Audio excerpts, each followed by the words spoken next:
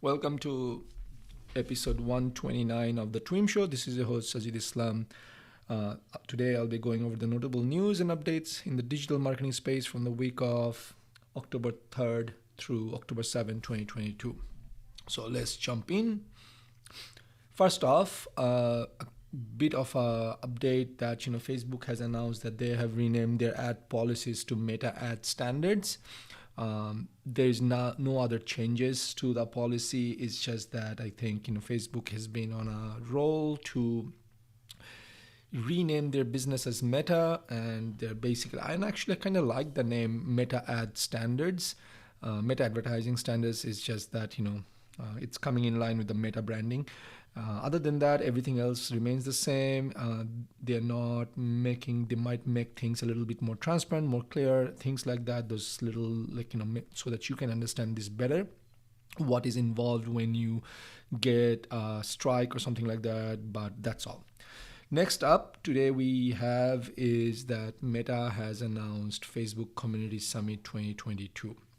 Again, this is something that really puzzles me, is like Meta wants to name slowly everything to Meta, but they still have this thing called Facebook.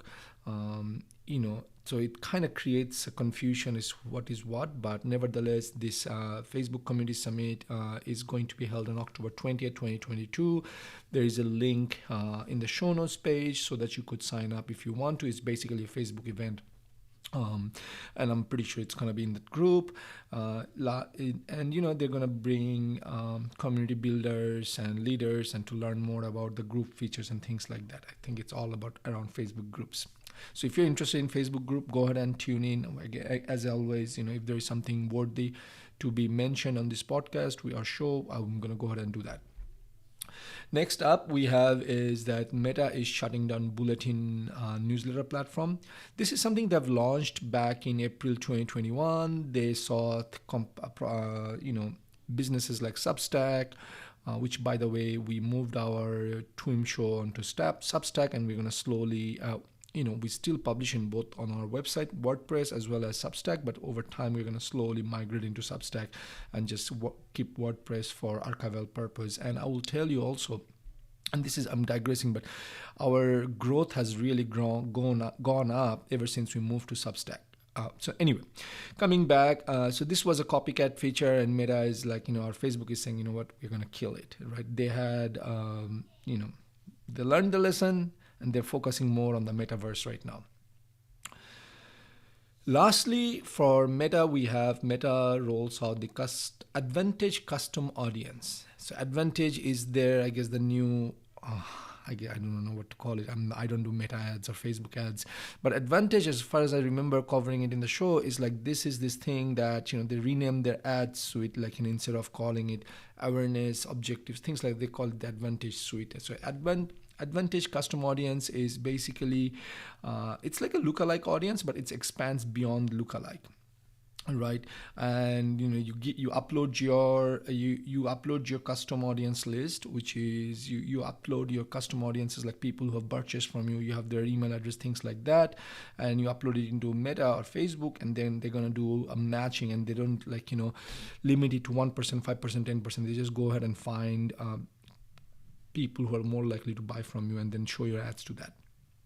People, they're touting that, and this has been a great success, which I kind of see a reason why.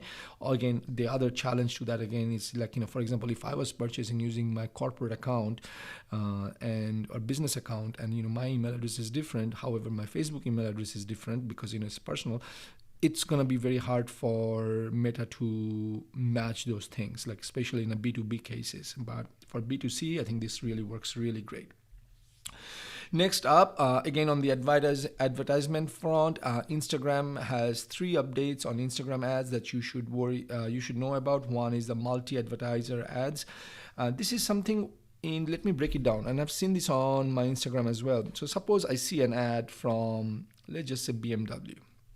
Right, BMW is on my mind, and I go play around with it, interact with it, and I decide not to fill out my form, or fill out the form, and I kind of exit out. And then a couple of a short while later on Instagram feed, I'm gonna see this multiple advertisers. So I could see Audi, I could see Mercedes, I could see Land Rover ads all in a swipeable format. So that's what they're calling it, as a multi-advertiser ads. So if you haven't tried it out, you should try it out. The next thing Instagram is doing or testing out is that they're gonna put ads in the Explore page. Well, obviously it comes in. If you're surprised or shocked, you shouldn't be. That's their business. So they realize a lot of people are in the Explore page looking for new stuff. So maybe this is where they can put in ads. So that's the next update. And the third is Instagram is also testing ads in profile feed for non-teen public profiles, things like that.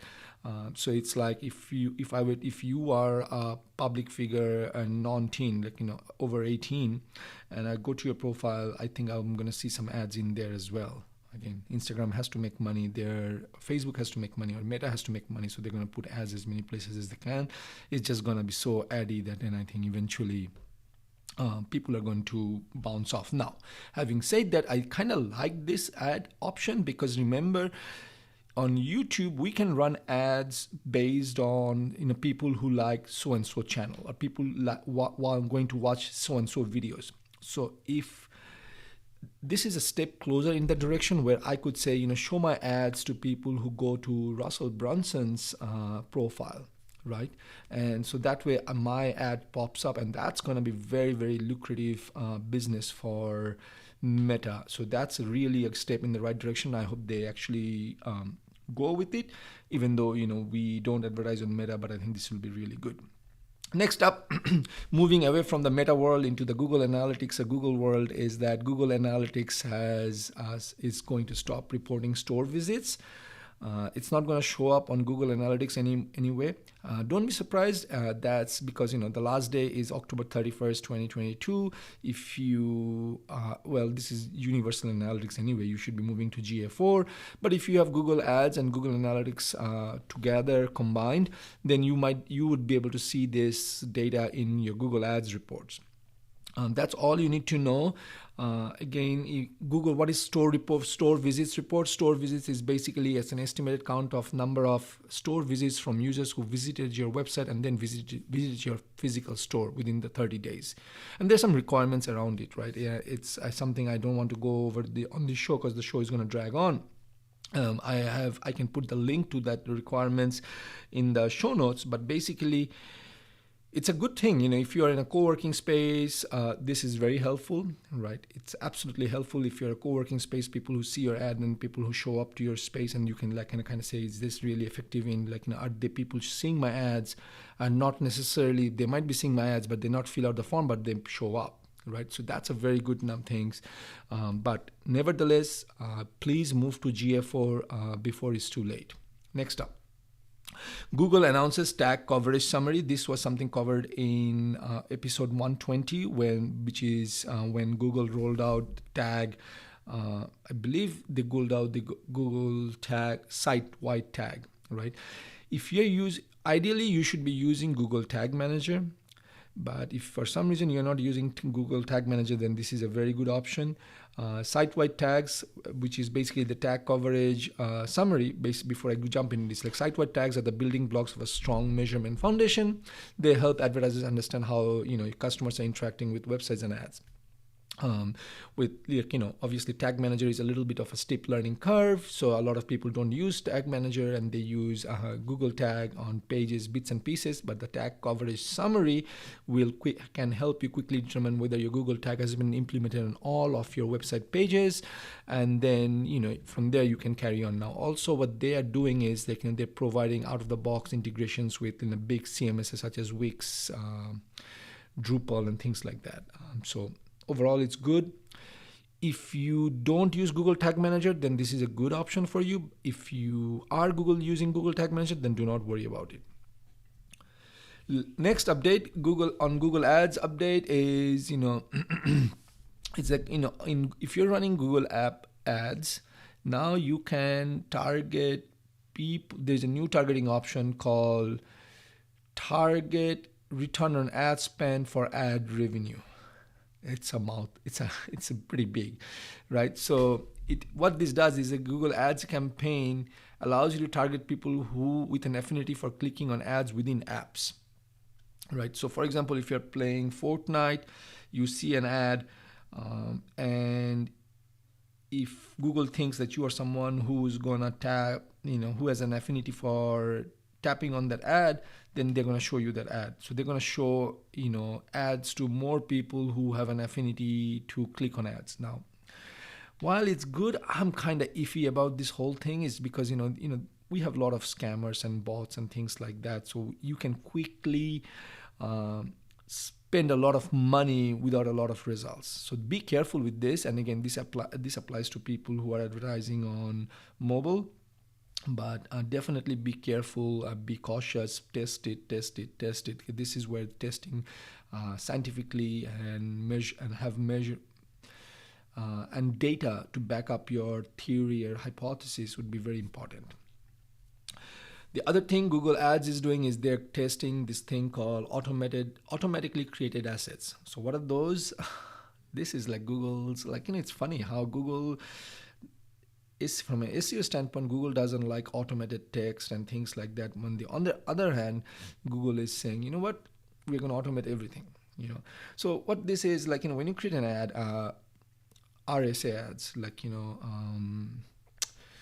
what is it called? RSA stands for search ads, responsive search ads. I blanked out for a second. When you create a responsive search ads, you obviously put headlines and descriptions. Now, you have the option to allow Google to kind of, decide how and what to do with your headlines and descriptions as it sees fit. So if you give Google the permission, Google is going to say, you know what, we think we have this headline on the website. This is going to convert better, so let's just go pull it out. I don't like it personally. How you can view the data and things like that, these are all in the show notes, but I'm just telling you, I don't like it personally. I mean, I've seen Google's AI has really gone,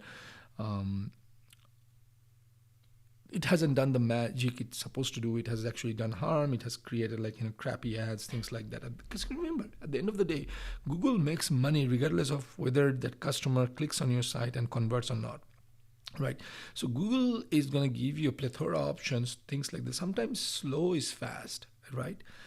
So be cautious of that. Now, this is something it's not available to everyone because they're testing. They're going to slowly roll it out, but this is something you can actually turn it on and turn it off. I'm trying to say, to opt out of this automatically generated assets, you have to opt out by going into Google Ads account, navigate to settings and clicking automatically create, then by clicking to automatically created assets by selecting to off. And you're going to choose the option, use only assets I provide directly for my ads. Please do that. I mean, if you want to test it out, go for it. And I think there is an update about it that you're going to like. The last update, and that's what you like, is that Google Ads recommendations can now be applied as experiments, right? What are experiments? Experiments are basically, those helps you to decide what if scenarios. So if you are thinking, what if I had, instead of doing manual CPC, if I had a target ROS, target a return on ad spends, or maximize clicks, or maximize ad spend, whatever it is, right? Would I have gotten a better results? So you could do say 50-50. You could say, hey, Google, take 50% of spend 50% of my ad budget on this, current ad campaign, which is manual CPC, and then take 50% and go and do target, run an experiment and give it to this maximize clicks and see which one does better, or smart shopping, either or. So you could do that, and ideally you want to do 80-20 rule, which 80% is the one that's the control that you want to, that's your bread and butter, that's campaign that's performing well, optimizing well, things like that, and 20% is something with new things. Now Google is saying, and we all hated Google's recommendations, right? Google is realizing it, and they're saying, okay, well, you know what, now when you get a recommendation, you can actually fire it off and do it as an experiment, and then kind of see our suggestion versus your results, and then you can decide for yourself. I think it's not bad. I really like it. But one of the things you want to know is anytime you're running experiments, you want to run it for 4 to 6 weeks. You cannot just run it for a day and say, well, it didn't work. Crap. Okay. So you need that big time frame that helps you to do that. Okay, already, folks, that's it for this week in marketing. If you like to read more or check out more, make sure you check out the show notes page. Once again, this is your host Sajid Islam signing off until next week. Take care. Bye bye.